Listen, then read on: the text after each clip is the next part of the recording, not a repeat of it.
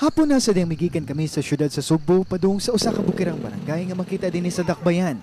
Kini ang barangay Sudlon 2. Kapin sa oras na pagbiyahe among naabot kining dapit nga gitawag nga Moncado Colony.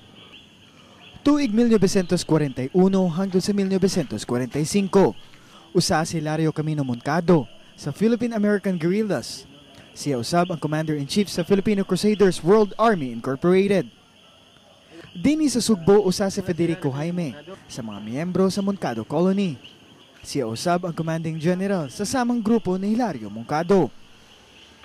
Sa mga katuigan ng labay, gideklarar sa mga grupo ang Barangay Sudlon 2 na unang nahisakop sa Dakbayan sa Toledo na usa sa mga national parks niadtong Marso 14, 1955. Karon, usa na lamang kini sa mga atraksyon nga makita dinhi sa barangay ug nagpabilin sa gihapon ang misteryo sa katukuran niini. Kun misteryo sa bangisgutan, dili gayud kalikayan nga dunay mabatyagan, labi na inig kagabi dinhi sa ilang national park. Uban sa among crew ug katong dunay gitawag nga third eye, among gilibot ang dapit aron kahatagan og katin-awan kun dunay misteryo nga masinati dinhi sa Moncado Colony. Sa pagsulod pa lamang, lahi na nga aura ang imong masinati. Mabugnaw og dawhuni lamang sa mga langgam ug insekto ang imong madungog. Dini sa ilang gitawag nga mansyon, nahimutang ang lubnganan sa magtiayong Jaime nga sila si Federico ug Magdalena Jaime. Sa among paglibot-libot, ang kangit-ngit sa dapit ang misugat kanamo. Daw mabungol sab kami sa kamingaw ug magpangkurog sa kabugnaw. Human sa kapinduha ka oras, minaog na ang among grupo ug midesisyon nga mobalhin sa hotel. Tungod kay anino lamang ang among nakita o ginagmayng pagbundak-bundak.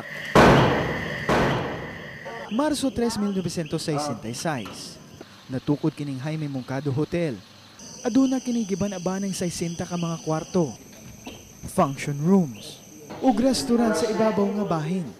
Apan sumala sa mga tawo nga nagpuyo dinhing dapita, dunay pipila kanila nga lahi ang kasinatian sulod sa maong hotel. Meron hindi na sa babaw. Asa ang ibabaw? Sa templo ba? Ang ganang naigilog nga ni kuan ba? Gilog nga ng dokbo. Kabatuan gud. Nagkaon gud. Ako nagkaon ko. Ibong ko pagtanaw sa kong tubangan. Nami itom jud ba? Itom jud tanan. Agda pa kayo. Nga anda. Inana ko gawas ko dito. Pagtanaw na ko laway naw. Samtang nakarol ang among kamera sa may function room, usa ka cameraman namo ang nakakuha og anino sa tao. Ug sa diyang gibalikan kini og tan-aw gamit ang flashlight, kalit lamang kining nawala. Lain namong gikahibudngan mao kining usa ka kwarto sa hotel nga nagsiga. Apan sa diyang giduol kini namo, nakapadlak di ay. Ug way tao ang among nakita.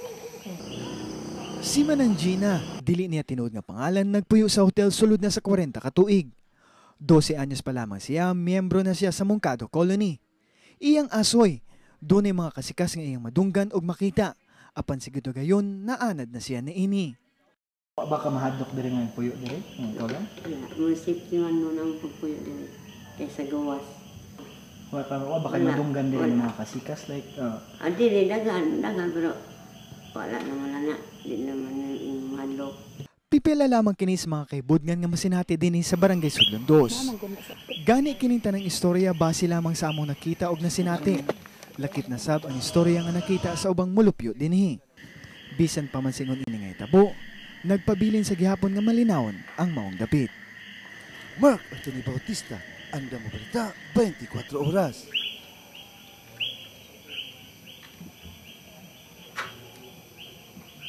Ay,